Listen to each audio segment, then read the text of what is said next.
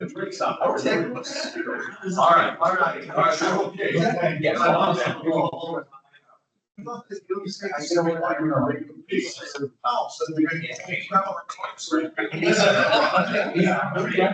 There we go. Signal's Thank you good. so much. You're very welcome.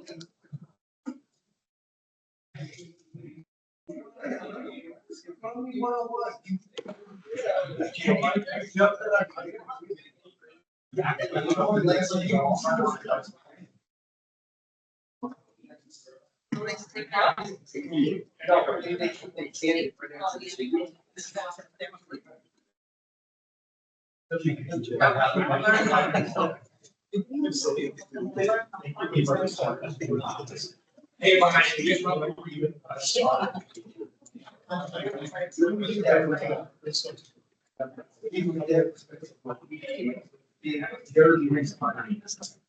That thing, we ready to, I got a couple more trying to. gotta finish closing out their tab.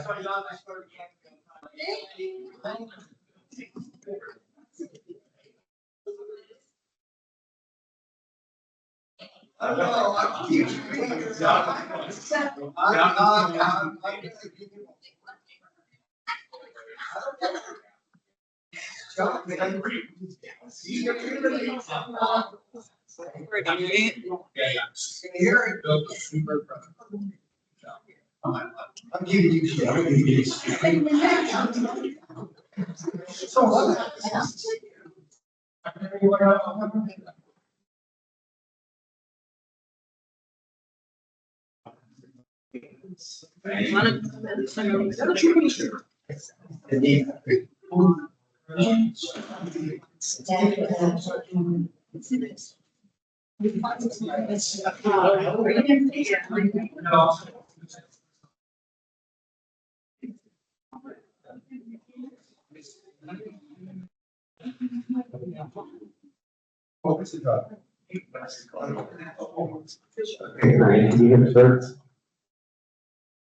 Okay, thank you all for coming out this evening. I'm just as eager to get to a hockey game as everyone else. So we're gonna get through this material in a timely fashion. I'm glad this is a small group. If anyone has any questions at any point, please don't hesitate to raise your hand. And I'm probably gonna cover a lot of those questions, but there are no bad questions tonight. And we're just trying to pull the curtain back a little bit, give everybody a little bit of visibility to some of the things that Stephen and I talk about when we work together. So I'm Brian Hampson, Senior Vice President at Troon. I've been with the company for 24 years and I'm in my 30th year in the golf industry. So I'm the only person who can challenge Stephen and make sure that he's not doing something crazy. So it's going to give you a quick overview of Troon Agronomy. Then we're going to dig into some kind of 101 basics. Talk specifically about the things that drive quality. And that's really one of the key takeaways tonight is I'm going to talk about some of the practices that we do and why they're important. And the carry on for that is those are the things that really drive long-term quality. Now, dovetail that into some Contra Costa specific challenges, and then we'll open it up to questions. Any questions so far? Perfect. Just a quick overview of Troon. Worldwide, we're managing about 510 golf courses. These numbers are kind of, they parse them out in different ways. 600 locations, 900 locations. That means in some locations, we might just run 10 for example. So actual golf course management, about 510 properties, about 60,000 acres of turf grass. That's our team 10 years ago when Troon got engaged here. That was just 3 people. So we've had a tremendous amount of growth in the last 10 years. Jeff Spangler was initially the agronomist that was consulting with your club. And now I have taken over about 3 years ago. And so Steve and I have been working together for the last few seasons. The reason this is up here partially is because the way we do this work is the same anywhere in the world. The same conversations I have with Stephen are the same conversations I would have in Dubai or Florida or anywhere else. So as much as it sometimes seems like regional knowledge and knowing the area that you're growing grass in really doesn't matter for a talented agronomist, and we've been very successful with that. So we have a very proactive approach. I visit with Stephen 2 or 3 times a year. We talk through all of the programs. We talk about how those programs can evolve. We talk about how to improve them. And it's a very forward-looking approach. Most management companies don't operate this way, and it's really something that sets us apart. We've conducted over 8,000 site visits. So, I visit about 80 golf courses a year, and there's just really nothing we haven't seen on a golf course. With that scope of properties that we work with, we just tend to see a little bit of everything. Largest team of professional agronomists. And it's not just turf, right? I work with Stephen on, HR stuff and business planning and budgeting and other conversations beyond technical agronomy. So what's a good golf course superintendent?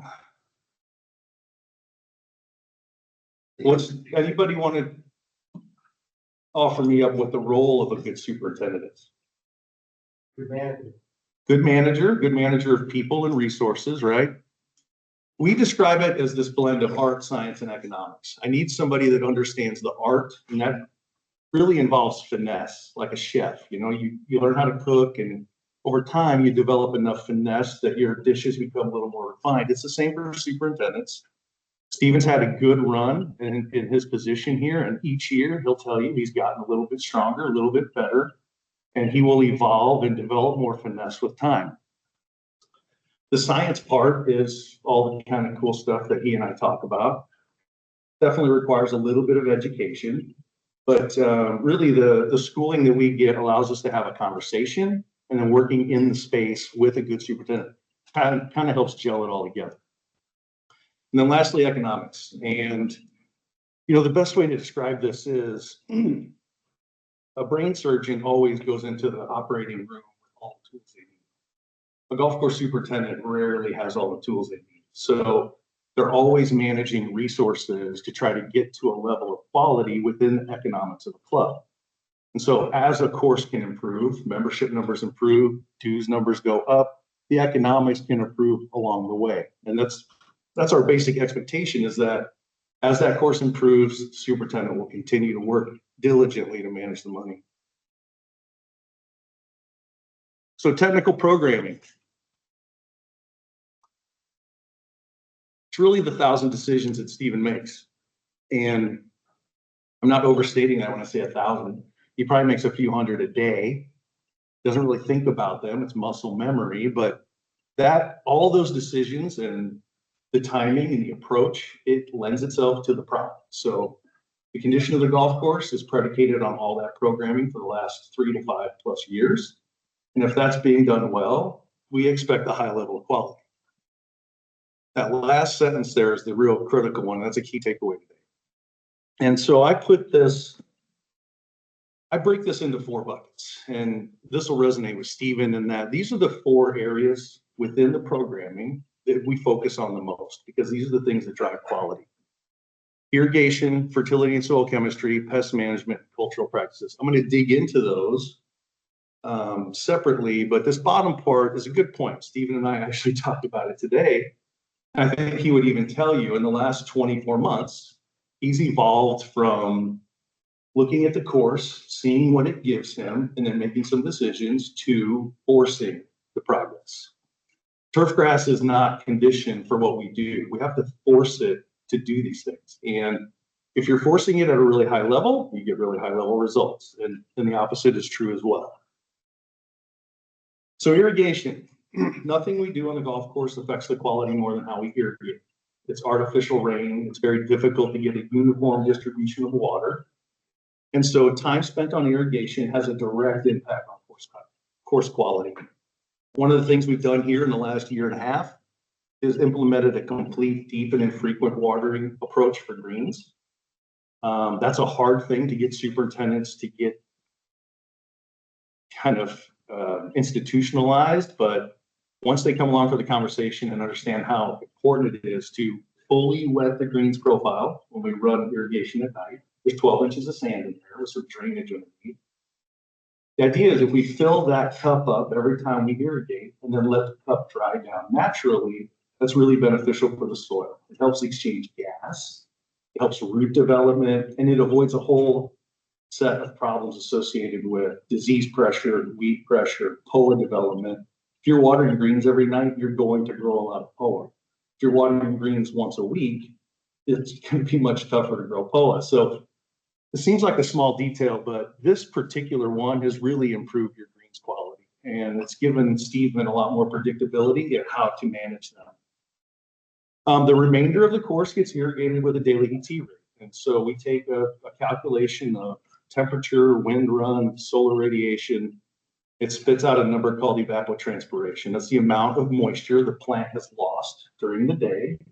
And we want to replace that exact amount. So that's a real responsible use of our water. I will tell you that maybe 5% of golf courses irrigate from a daily ET rate, even though if you open up a textbook, that's exactly what it'll tell you to do.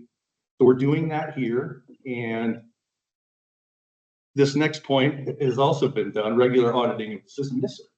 Does that number change with what we have out here with reclaimed water, or does it stay the same with clear water? It stays the same regardless. Reclaimed water comes up a lot here, and it's a good topic to kind of cover real quick. Reclaimed water is a normal part of managing golf courses in the Western United States. We've been doing it for 30 years. We learned a lot in Arizona in the 90s and early 2000s on how to deal with the extra sodium and the other issues that come with reclaimed water. Today, it's really not an issue. We're doing the things that we should be doing to manage reclaimed water. So we're using gypsum to manage sodium in the soil. We're adding acid injection to help prevent nutrients from precipitating out of the water. So your shower head at home, it's a little white. That is nutrient that's precipitated out of the water and become a solid. The same thing happens in the soil with reclaimed water if we're not managing for that. So again, managing tough irrigation water quality, normal part of golf course maintenance, and we're addressing the kind of three-pronged approach to do that here. So for me and from my perspective, reclaimed water is a complete non-issue, but it has to be managed, and Stephen was doing that. Great question. We audited the entire system. When Cassidy started, I made a visit early on with her, and we went through a detailed approach to audit the irrigation system. And that's going detailed, head by head, taking all that information back to the computer, making sure the database information is accurate. If the computer thinks it's putting out a 1/4 inch an hour, but the head's actually putting out a 1/2 inch per hour, well, then we get a different result there. And that's hard to manage good conditions, right? So this is an everyday effort for the team. They're driving the golf course, they're evaluating wet and dry spots, they're making adjustments every day in the system to deal with those anomalies out on the golf course. And it's a big part of the daily presentation. What your golf course looks like day in and day out is heavily predicated on the good work that they do on the irrigation.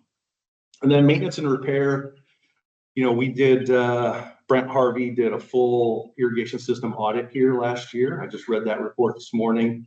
You know, most of our system components are still well within their useful life. The one thing that was called out was irrigation heads. He even mentioned that the system has been well maintained. So that's important for longevity.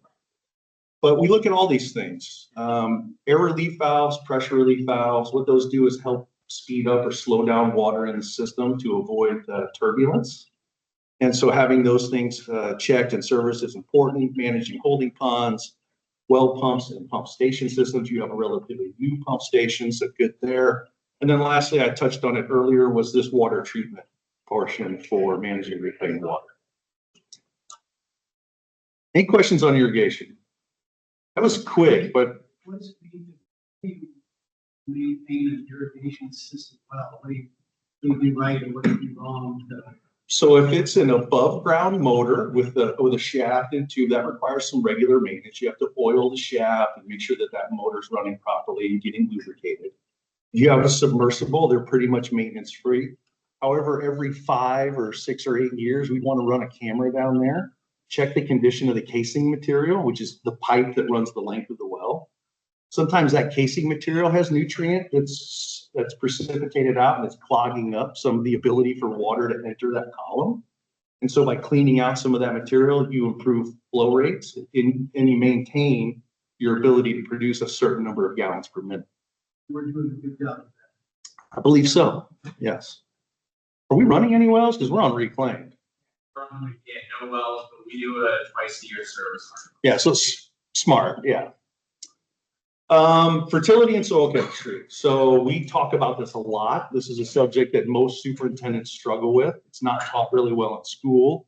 And frankly, I had to read a dozen books and work with some really smart people to develop my own ability here. But the overwhelming majority of fertility is for general growth and recovery. It has nothing to do with a soil test. It has nothing to do with some long-term thing. It's just turf grass managed in highly intensive environments requires regular nutrition, just like a high performance athlete. So greens are fertilized almost weekly.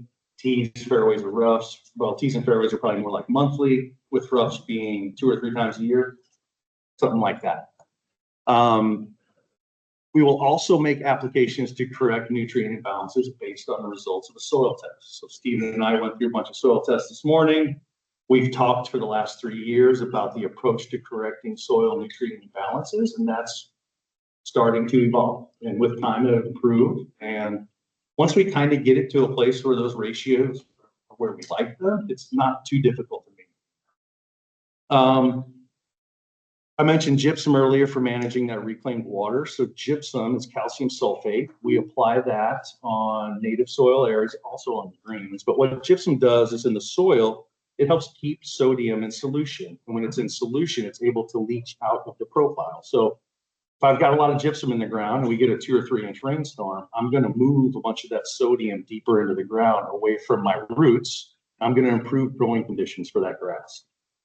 We're now at a point here where we're doing gypsum applications monthly on greens. And how often on fairways this year? Next year will be 8 or 9 times. Yeah, so 8 or 9 applications on fairways. We're starting to get to a place where your sodium numbers were just starting to climb to a place where we would start seeing some challenges. We've caught that at a stage before it's got there, and now we're walking that back. On a go-forward basis, this will be something that Stephen manages in perpetuity. That greens program in particular, I can write that recommendation for any golf course west of the Mississippi. Virtually every month, 20 pounds of gypsum just to manage sodium profile. Managing salt-affected turfgrass sites, right? That's the point that we just covered.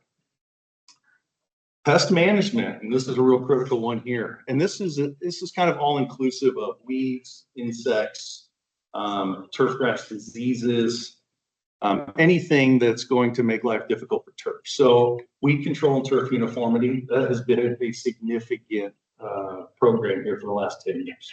There's a picture coming up actually with some of the POA removal work that's been done, but pest management here is executed at a pretty high level. Very few weeds on the golf course. We don't typically see much disease activity, and insects are pretty easy to control these days. So the POA management strategy here is as good as anywhere in the country. Between Ryan and Stephen, we've managed to remove a lot of POA here and replace it with healthy ryegrass, and that is virtually impossible to do.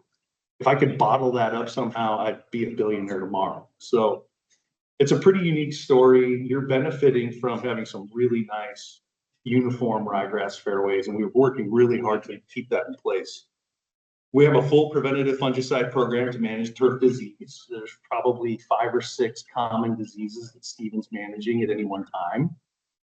He's experienced enough to know with weather patterns what diseases to look for. And then we have a preventative program to manage against that. And you want to be on a preventative program. Once disease is established and it's moving, it's much more difficult to contain it. And then it takes a lot of time to recover from that damage.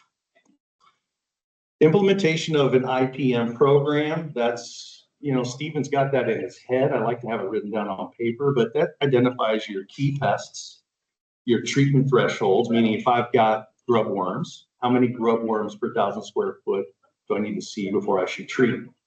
So having some established protocols for treatment, what the treatment consists of, helps keep everything on plan.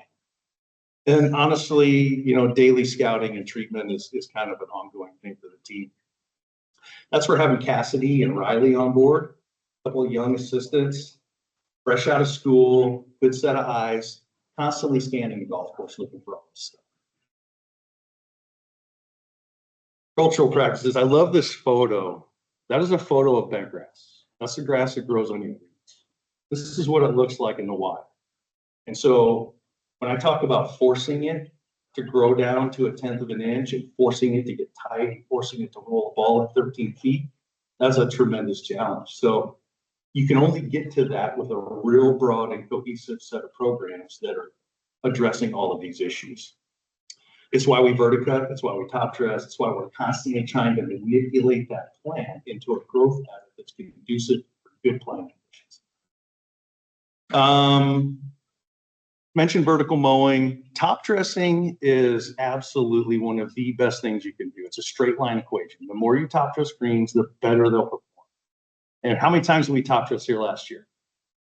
19 or 20. That's an A+ rating. I'll talk to superintendents and they'll say I might top dress 3 times. In an interview, they don't even know better than to say something in an interview. And it's like, I can't hire you, right? So I know that if Steven is top dressing every 7 to 14 days, and he can get 20 of them down a year, the greens are going to perform very well. Mowing practices are often overlooked. Superintendents even overlook them. The quality, the visual quality of the golf course is heavily predicated on the quality of the mowing. The cut itself, is it a nice clean cut, like a pair of scissors, or are we tearing grass and ripping it? When that cut is good and it's clean and it's consistent, you get those glassy kind of surfaces and those real beautiful vistas. And we've got a great mechanic here. We just hired an assistant mechanic. Again, the team, well positioned to continue managing this. So the totality of the program in its current condition, there's no cheating.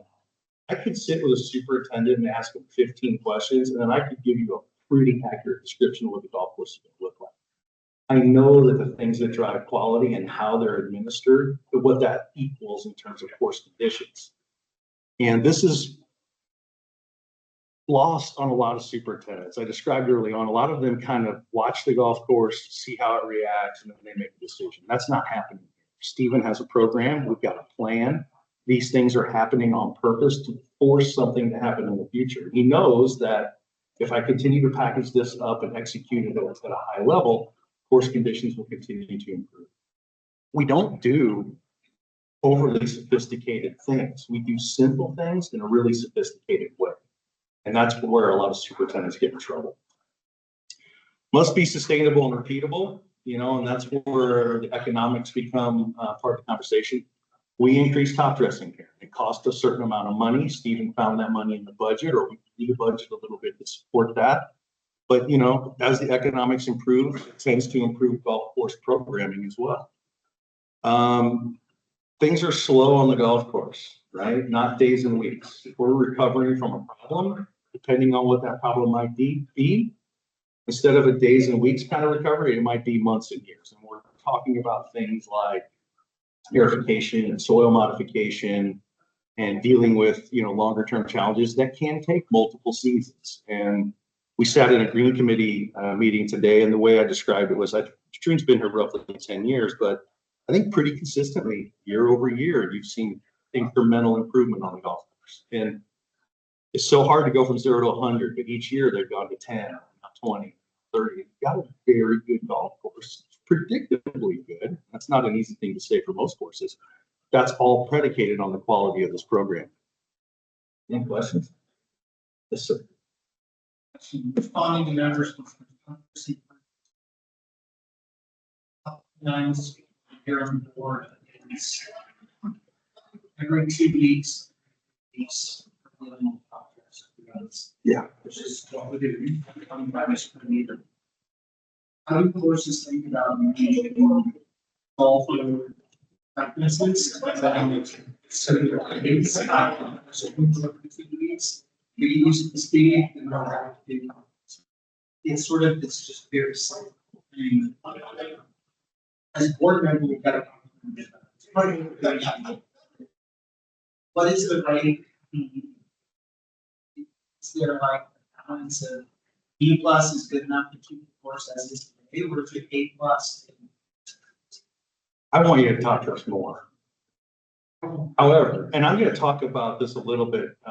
One of the challenges that courses, private clubs in particular, deal with is access. So all the members want to play a lot of golf, the maintenance wants to do a lot of maintenance. What's a reasonable kind of middle ground for that? We actually discussed this on a previous visit with, who was that?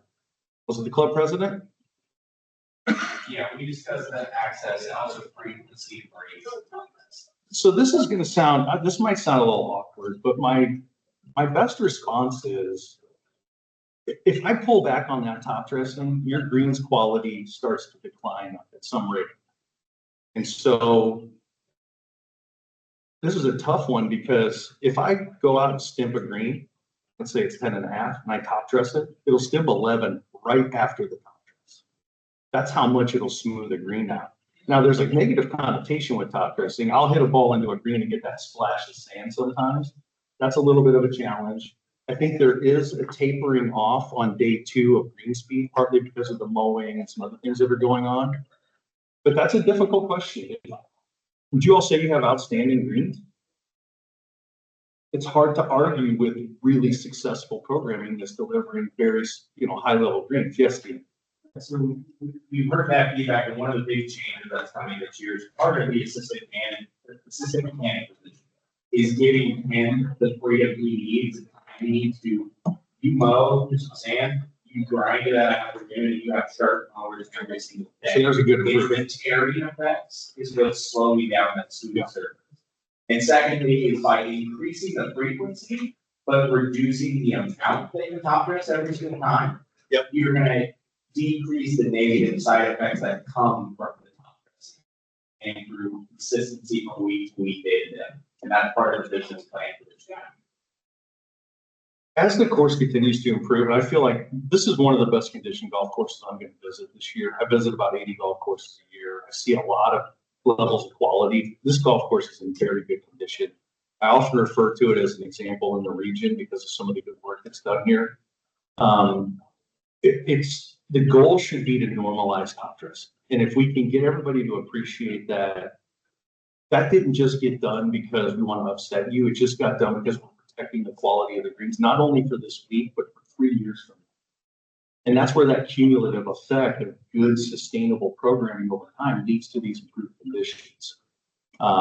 It's a difficult one for sure. I think you have to continue to work through it. We've made a little bit of an adjustment this year based on the previous conversation on this subject. So I feel like, I'd like to see that played out. And if we need to make a few other adjustments along the way, I'm okay with that. It's just, I really want to try not to sacrifice that part of the program.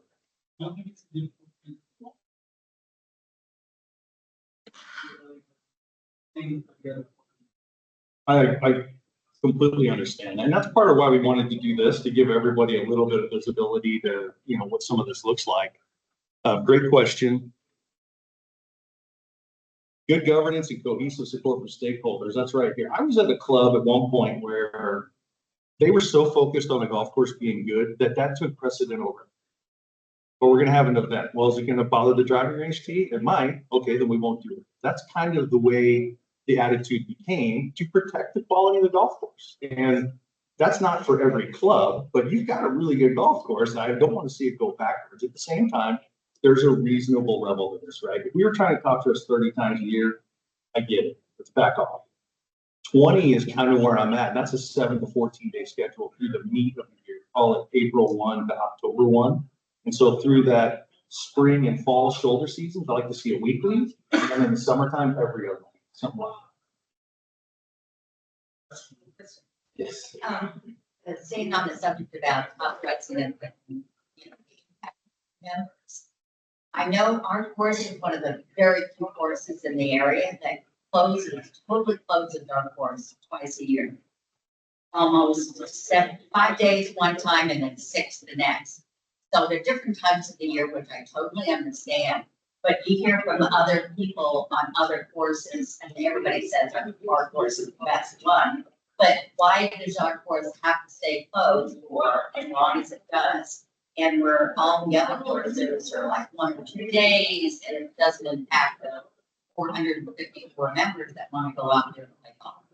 So I know, Especially during September. Great point. I know Castlewood has some good closures. They're 36 holes, so they can rotate golf courses. That gives them a little freedom. I know Silver Creek Valley was shut for, I think, 10 days. Fountain Grove is the same. I would describe those clubs that take those closures as being serious about the condition of their owners. It's better to let the team go out there and just break all the eggs in one 5-day stretch and then be done with it. You know, without digging into the exact details of those closures, I think they're really smart. They could be limited to once or twice a year, even better. We're closed on Mondays too, right? And so that's part of it too, is if we have Monday closures, that gives them a lot of time that they get a lot of work done, disruptive work. We try to balance out those outside events too, to make sure that we don't have 3 or 4 in a row where they might not be able to get out. It's a good point. I don't have a great answer for it, but again, I think trying to get them to rush through a pretty important task in a day or two, I don't think it's worth it personally. I think I prefer to just rip the Band-Aid off and try to get as much as I can in 5 or 7 days. And then we've worked hard through our conversations to talk about making sure we maximize the recovery. So when we aerify greens, you know, we're doing some things in that process with additional fertilizer and spacing and timing that out to maximize the recovery. It's one thing to be close to 5 days, but then it's another thing to look at those holes for 3 or 4 weeks, get that down to a reasonable. Again, to help kind of make that a little more valuable, if that makes sense. So how does this apply to Contra Costa, this programming that we're talking about? Well, the top one's general programming. That's part and parcel the daily condition of your golf course. I pull up here on a random day, I see a condition that is predicated on your general program. And the programming here is very broad. Like I said, all 4 of those buckets are very well accounted for. There's literally no aspect of technical agronomy that we haven't talked about. So I feel pretty good about general programming. Irrigation. So we've done a full audit here. And, you know, irrigation is so heavily tied to quality. That was a big priority when Cassidy arrived. We then did a full irrigation study with an outside consultant. And now we're going to change out. Is it all the heads, Stephen? Yeah, we're working on a few years to do irrigation heads and lateral valves. So all of those irrigation heads are going to be swapped out. The way we describe irrigation distribution is called distribution uniformity. A good number for golf is about 80% uniformity. The recent study from the irrigation consultant, your average uniformity is about 54%. So if we can get that up to 75, 80, it's going to improve everything. It's also going to free up a little bit of time. They won't be chasing around every day with wet and dry spots as much as that uniformity improves, the conditions will get a little bit better and better for the team.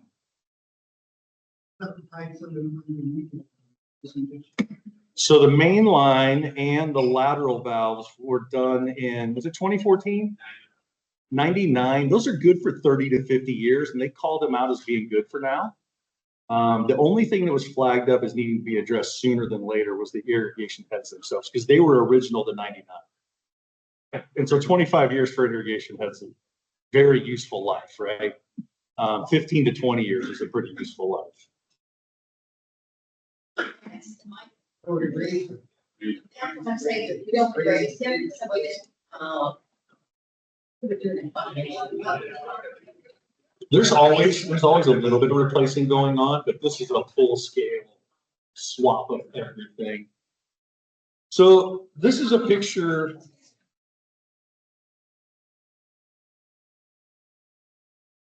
Yeah, we'll phase it through the property. It's all based on budget.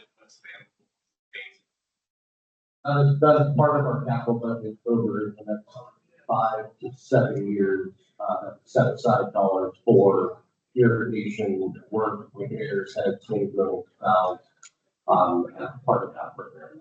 I would imagine with new heads now, that's going to buy you about 15 years. And then at that point, those pipes and everything else is going to be ready for replacement. So the cadence of this and the cycling of it's actually pretty good. This is a photo of your club. This is a photo that I use a lot when I give these presentations. And what we're looking at is an exercise in improving turf uniformity. So this is all Poa annua. I think you're all pretty, I know, I got to be on the microphone. So that top photo is a lot of Poa annua, and that's the limey colored grass that you see there, the patches. That is the before photo. This is when Ryan is here, right? So Ryan, Steve, the team, they blew out all that post, got rid of it, grew in ryegrass, and we've been able to maintain this as a polo-free golf course essentially for the last, call it 7-8 years. I can't begin to tell you how hard this is. It is virtually impossible to do this. And the superintendent for Marin Country Club had developed a program. Ryan got hold of that program. He kind of manipulated it a little bit. Stephen continues to manipulate it a little bit. This is a really, like in my world, in this technical agronomy world, this is an amazing photo. And it's so difficult to pull off that it's something we talk about a lot. And we're going to start developing some resistance from the POA to some of these herbicides. So we're looking at other chemistries that we can add to the program, other ways that we can manage this without running out of tools. If that makes sense. I would, yeah. I would say the same for kikuya. You've got some kikuya. The first tee had a fair amount of kikuya in front of it. I think they went and replaced that just in the last few months. Kikuya was a much bigger problem 5 years ago. It's pretty under control, I think, at the moment. And for me, that's a 5-alarm fire, maybe worse than POA annuals. If we're not controlling kikuya, it will take over rapidly. And it is an absolutely terrible turf grass. So we're working hard to keep the kikuya out as well. Course conditions are always dictated by the programming. All of that that's happening out there is very deliberate. And that's a key takeaway for today. So I support Stephen. I have about 40 clubs right now. That number varies from 40 to 50. 45 is a pretty good pool for me. And we do these proactive site visits. I visit a couple, 2 or 3 times a year. We talk through these programs. And, you know, at this point, I know the programming very well. So we tend to have more nuanced conversations about how to kind of put some finesse on things, right? Sometimes I'll do a site visit at a property where the superintendent needs help on a mowing schedule, real basic stuff. That doesn't happen here. We have real nuanced conversations about really down in the weeds technical agronomy, and that level of detail is driving a lot of this quality. Focused on incremental improvement. I said it earlier, if we can just get a little bit better each year, that's really the goal. It's that hard and that difficult. You know, we'll put a practice in place. It might need to be in place for a year or 2 or 3 before we really start to get the benefits from that. And so being able to put something in place, keep it there, sustain it for year over year, it's how we get to this level. Definitely spend time with the GM and members. I love these opportunities. It's always good to hear directly from the folks that are playing. And, you know, I sit down with the GM every time I come, and I usually ask questions about membership numbers, dues numbers, because I know that as those economics improve, the golf course is going to improve along with it. So I think you're in a pretty healthy place right now. I believe there's a waiting list. So, you know, economics are good. Golf course conditions are good. Everybody's happy.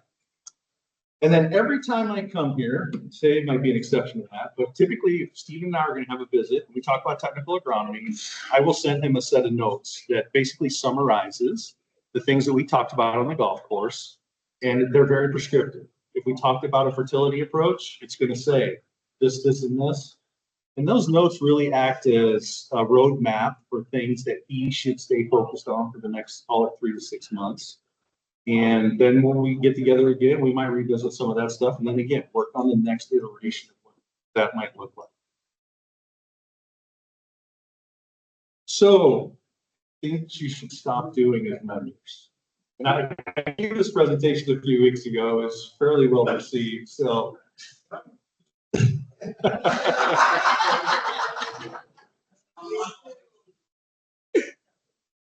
I would say be careful about trying to micromanage the maintenance team, right? Interfering in technical programming or trying to dictate mowing heights or green speeds really isn't conducive to the team down there. What's better is support good programming and address the misses that ultimately contribute to not meeting a standard. So, you know, every superintendent's heard why aren't the greens faster, and they better be faster for the event this weekend. What that does is it puts your superintendent in a position where they go do something extreme and then they get into trouble. I just saw it recently. We had a club down in Alabama. 3 days before a member guest, superintendent's under pressure to speed him up, takes the greens height down way too much, scalps a brand new set of Bermuda grass greens, and now he's in a bad spot. So what I prefer to do is say, hey, if the greens aren't 12 and a half, and that's what we want them, what's missing from your program that's not allowing us to get? And I'll tell you today, the answer to that is nothing. All the programming elements are in place for your greens to be very good. What's your average green speed? That's easy. I mean, so, you've got an established speed that you like to live at, and the programming is in place to deliver that. So that's a good thing. Yes. Stupid question. How realistic is it to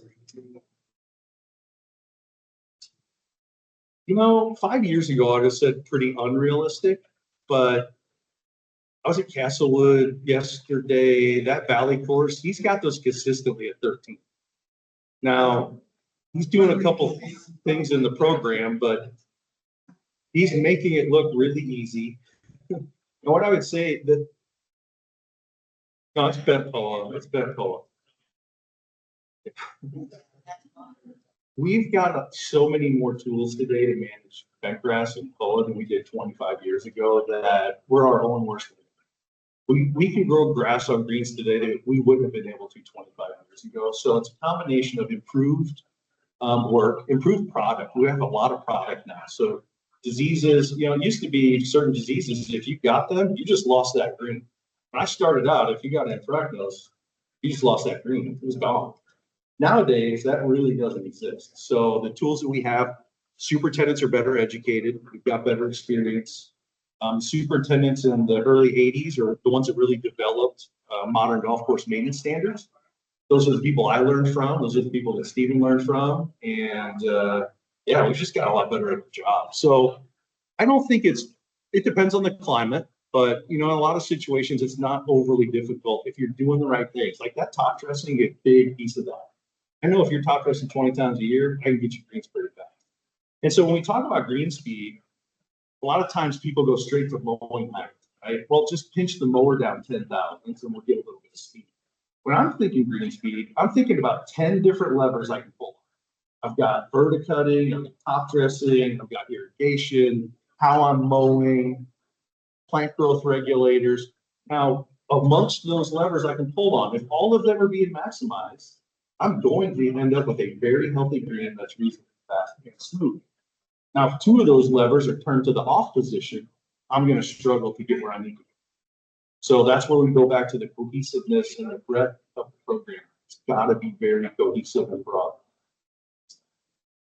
Let's see what our next fun topic is. Neglecting long-term health and sustainability. Certainly don't want to prioritize short-term aesthetics over sustainable programming. And a great example is this. I'll go to a club that's struggling. They might have a lot of little patches on fairways that are dirt, and everybody wants to go throw sod on. And I understand that. We want them to go away. But putting sod on that spot doesn't take away the condition that made the spot show up in the first place. What I prefer to do is address the programming points that contributed to that. And then with time, it'll melt away. So typically, and I'll get to some specifics, but this is a good example. So the condition of the course is built in the program. Something needs to change the program itself. Let's say, why are the fairways so wet? And why is there mud on my ball? Very common feedback for wet golf courses, right? I'll tell you that the programming points that I need to go evaluate to address that issue include irrigation, cultural practices, fertility, and turf uniform. If those four things aren't being managed well, they're contributing to that problem of wet fairways and mud on my ball. A good example of this is bent grass contamination in a fairway approach, which you have. What's a good hole? What's that hole we were on today? 11. So the front left of 11 and the approach going down that slope, there's a bunch of bent grass. Little parts. So that's problematic because bent grass growing next to ryegrass behaves a lot differently than the ryegrass. They have totally different water requirements. The bent grass produces a significant amount of thatch, which is organic matter underneath the surface, where the ryegrass only produces none. So when I put this really thatchy, water-loving plant next to this really high-performing ryegrass, it doesn't want to perform as well. So going back to turf uniformity, irrigation, all of those things, really, really critical to solve these, what seems like a low-level problem, right? We'll just turn the water down. There's more going on there than that. There's never one thing that's going to solve a problem. So good things to start doing, and creating a culture of reasonability is a great one. This hasn't come up here yet, but I mentioned earlier, a lot of times, especially as clubs get to full capacity with members, that T-sheet utilization goes up. It's hard to get 2 times certain days. Managing access for maintenance is critical. You've got a closure on Mondays, which is huge. That sets you apart from a lot of other clubs. And it lets the team go out and do a bunch of disruptive practices that most of the time they would talk themselves out of because they don't want to hear bad people. So the fact that you've got to set aside day for maintenance is critical. And I think it's important. Investing in proper equipment and resources. This club's done a good job of capitalizing the golf course. The short game range project is stunning, looks fantastic. The work going on at the maintenance facility is certainly well needed as well. So I'm excited to see what that's all going to look like. Did a full walkthrough this morning down there, and the addition of the new building, some new asphalt, a wash pad, it's going to allow us to get all the equipment inside. It's going to protect longevity of some very expensive equipment, by the way. And it's going to give the team a workspace that's so much more functional than today. I expect a little bit of a pickup in efficiency. Ensuring fair and reasonable balance to access. We just talked about that. These are all contra pictures, by the way. You've got some fantastic photos on the website. And then education. You know, Stephen ran the Green Committee meeting today. I was happy to see that. He's got a command of the facts, and that's a good opportunity for himself as well as Cassidy and Riley to sit in that room and learn how to have those conversations with members and talk through golf course conditioning. Further, club leaders serve as the conduit of information to the membership at large. So thank you for coming tonight. I appreciate that. There'll be a few nuggets I'm sure you'll take back to your playing partners, and you can tell them, no, you're wrong. This is the way we're doing it. Bring the conversation back to the process and the programs, right? It's not, for me, when I'm visiting with a superintendent, I have no emotional connection to any of it. I can just have a very plain and honest conversation. And sometimes that's off-putting, but the reality is I just want to have an honest conversation about the condition of the golf course and what we can do to make it better. If I can pull the emotion out of it, and I can pull, you know, I've been a 30-year member, bring it back to just, hey, what's the programming? What are we missing? What do we need to get better? Everybody usually can come together now. Use progress or lack of progress as a measurement stick. You know, where are we today compared to last week, month, or year? And I think from my purview, you're getting a little bit better each year. And then, you know, I just mentioned it. Honest conversations matter. And I would focus on the program, not rumors and gossip. Like that water thing has been a constant kind of conversation here. So I'm glad we got to talk about that a little bit today. There's always a little bit of chatter amongst the membership. Do we have enough people? So I'd say, look, go talk to Stephen or sit in the Green Committee meeting and ask that question. And he will thoughtfully be able to explain where we are on a given issue, whether it's staffing. I actually had a conversation with him on a previous visit recently where I asked what the staffing level was. I felt the number was a touch low. He said, no, I'm good there. He felt like with that number, with Cassidy and Riley, we can get the work done. And that's perfect. He has a very reasonable approach to it. That's my landing page for questions. Yes, sir. So, we're in good shape and mentioned a couple of times that Casa is a full club and bonding is very good and relative to other clubs to be seen. And that's great to hear, but how can we believe you? Because there are some nice systems. But how can we believe you? Is there some rating system, or how do we know that we're that good in the Well, on some level, you might just have to take my word for it, but I would encourage you to go out and play as much golf as you can. I've been around for 30 years. I've worked all over the country, and I've worked really hard to make sure that when I'm on a golf course, I have answers to questions, especially technical questions.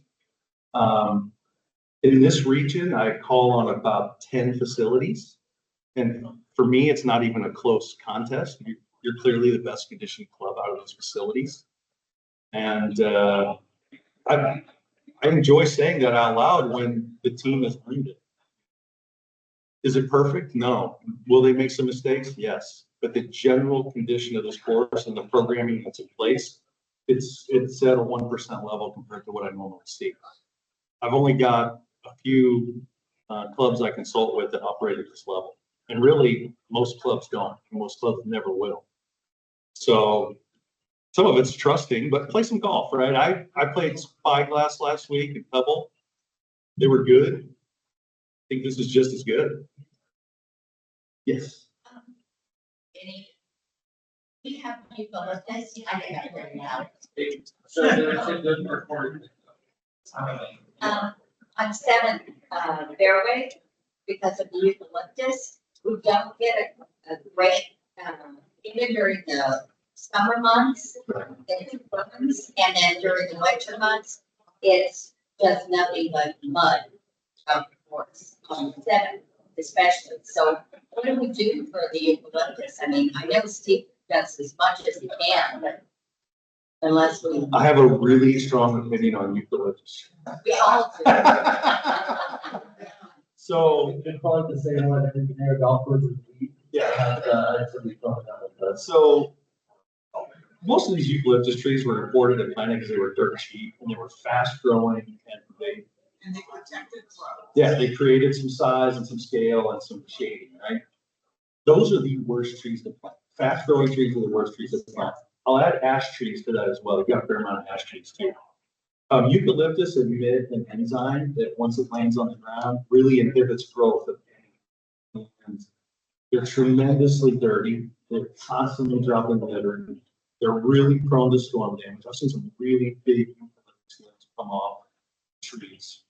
Down in Southern California, they're pulling a lot of them out because they've had a couple of deaths on roadways from eucalyptus.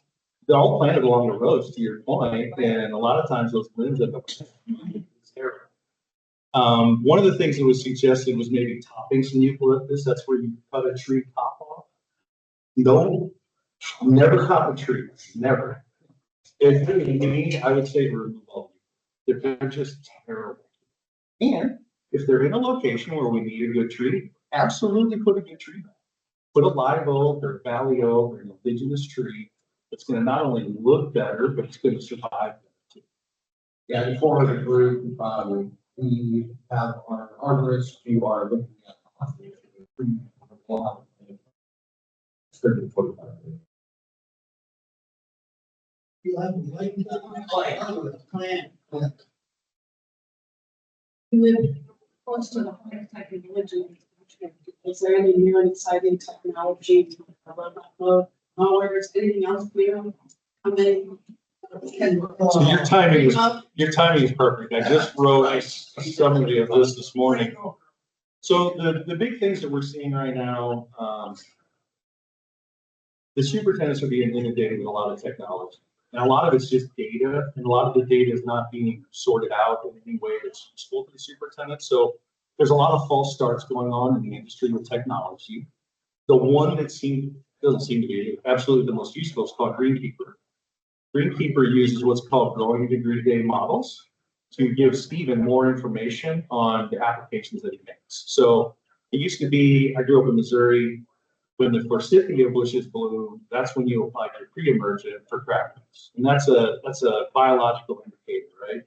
Well, the scientific version of that, this modern version, counts these growing degree days.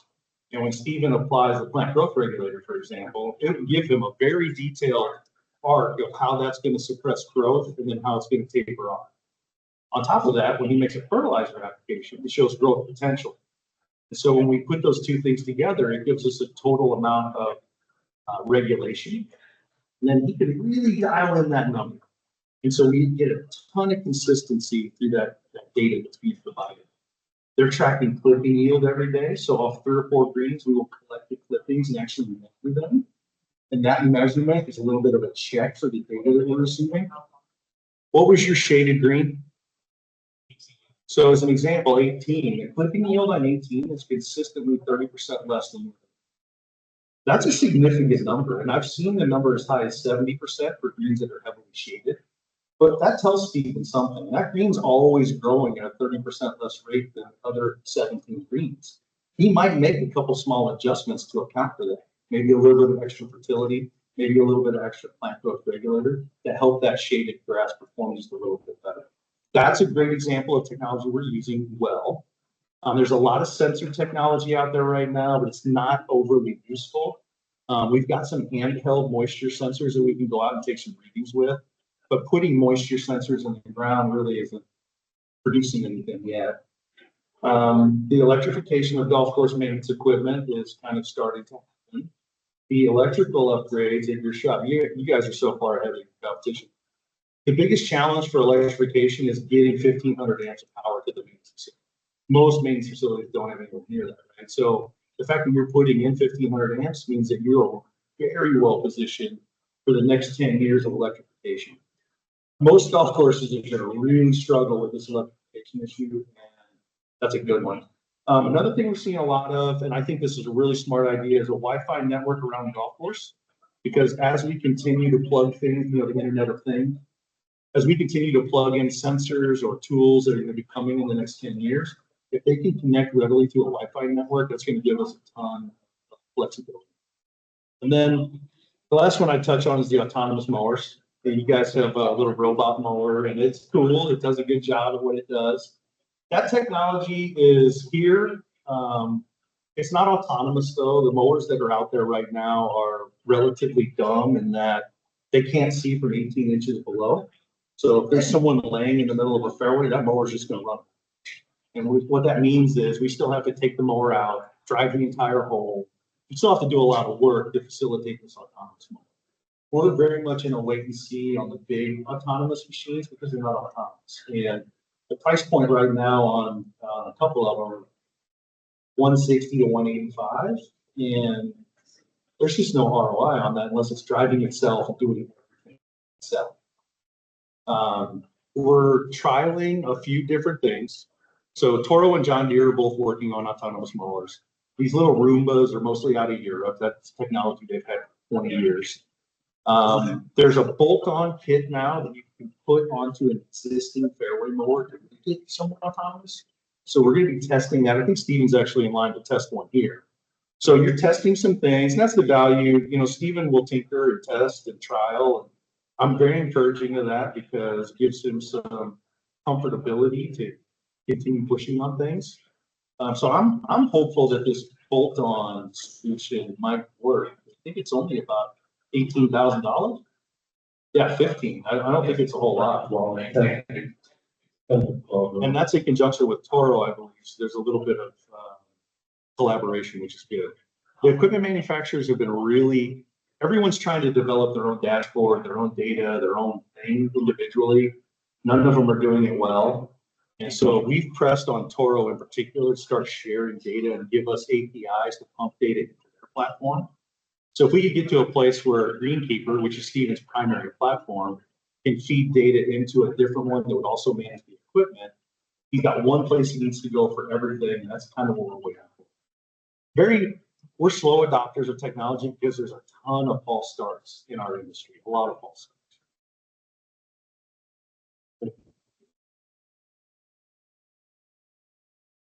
What's the number one capital asset you would pick for this club to invest in?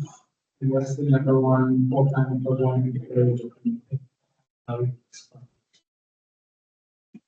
From a capital perspective, the club's done a pretty good job. I'm not sure there's anything significant hanging out there.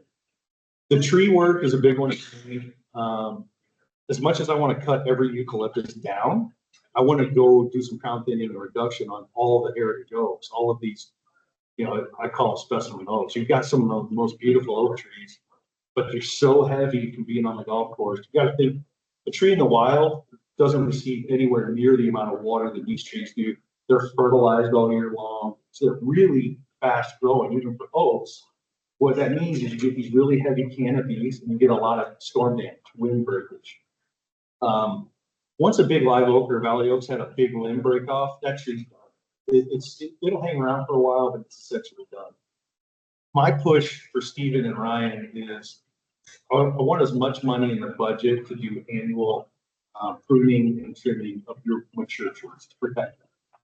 And really, once you open them up a little bit and you open that canopy and take some weight out, you get a lot more sunlight penetrating the ground. You get this beautiful trunk structure that kind of is up in the sky at sunset and whatnot. It looks really nice, especially the valley oak. So, you know, pump station's good, irrigation's fairly good. Equipment side, I think we're fairly good. We got one. Is there something better? We're struggling with blowers right now because of the 25 horsepower rule in California. So they're trying to develop an electric blower. I'm not sure it's going to be quieter, but we might have some challenges there as they work through some of this regulation stuff. Your other question about hiring someone, I was really glad to see Riley and meet Riley when I was here. It's really hard to find assistant superintendents right now. The fact that he was here originally, went away for some other experiences, and now has come back. I think that's huge. Having two assistants here is a real difference maker. Most clubs can't say that. So, you know, if you can find someone with arborists, the challenge with arborist work is the liability of people being in trees. It's some of the most dangerous work we can do on golf course, which is why typically for this type of trimming, we always want to hire a third-party vendor because they take on all that liability. Yeah, so we've already started that. So the new tree company that we're using has actually come out. They're identifying all of our oaks on the property, marking all the oaks on the property, and they're putting a pruning plan together for everything that is currently out there for oak wise. Same company that's working on it. And so the distinction there is this isn't your local landscaper that comes and prunes your, you know, mesquite tree. These are artists who know exactly what branches to take to create that beautiful structure and then to balance out the canopy of the tree. So a little bit of money spent on an arborist is money very well spent because you're paying for some artistic ability. I've seen a few trees butchered lately, and then I've seen really good ones, and I really want to make sure we have the right person out there doing it. And Steven's capable of managing that. I'm praying. Yes, please. Our plan, once we get their plan in, that'll kind of help fix the decision. The youth removals are kind of pricey. It's a lot of wood.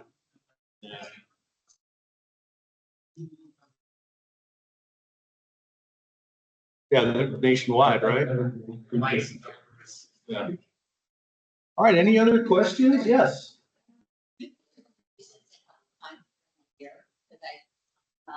I would like to see this more often for the offer to the membership. Sure. This is the first time it's Sure. been done here at the club, and I think it would be beneficial.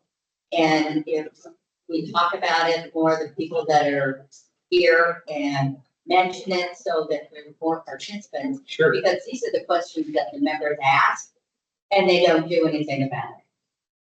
They're members, right? Yeah, so here's the great thing. Actually, all of this is being recorded and will be posted on the website. And I think For those that may or may not have been here, they'll be able to see the entire presentation. That's my opinion. we can certainly look at a once a year opportunity to get in front of the group for sure. I don't mind it. And even if things are bad, I'll stand up there and take those daggers.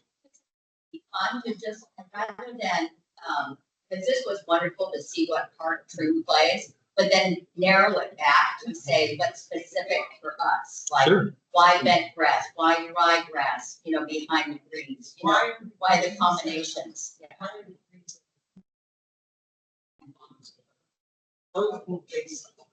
that a good question? I'll answer that one super quick. I don't think our grades at 13 are puttable.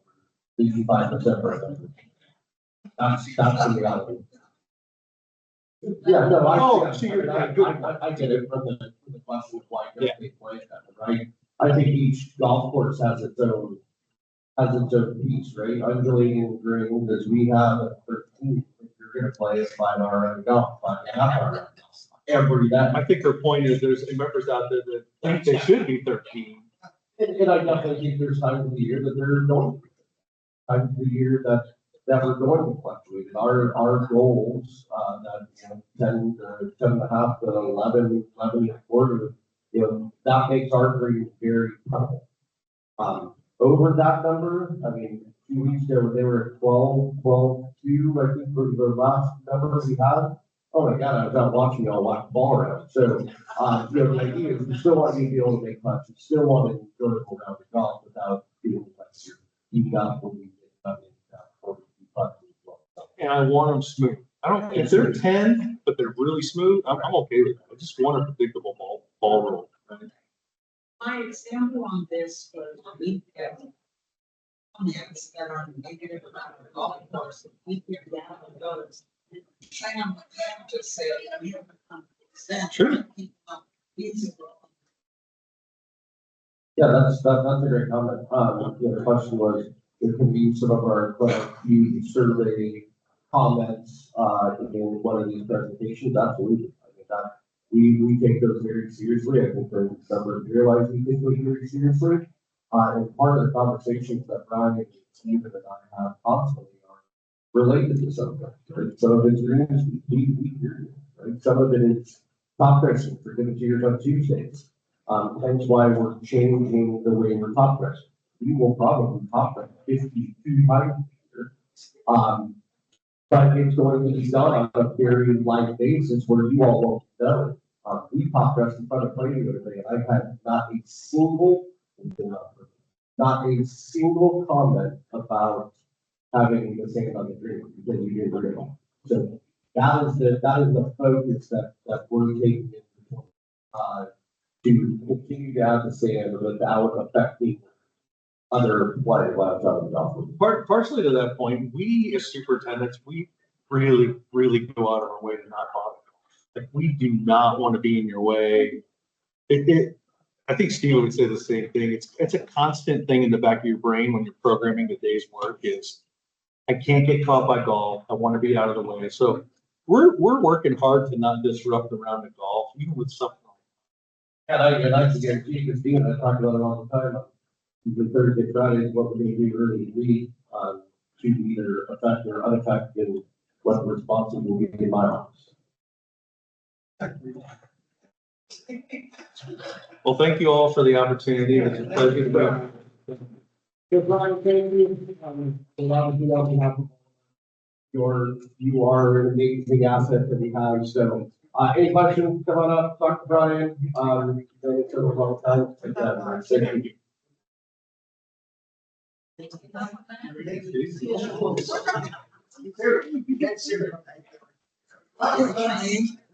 I'm Debbie. Yes. Yes. Yeah.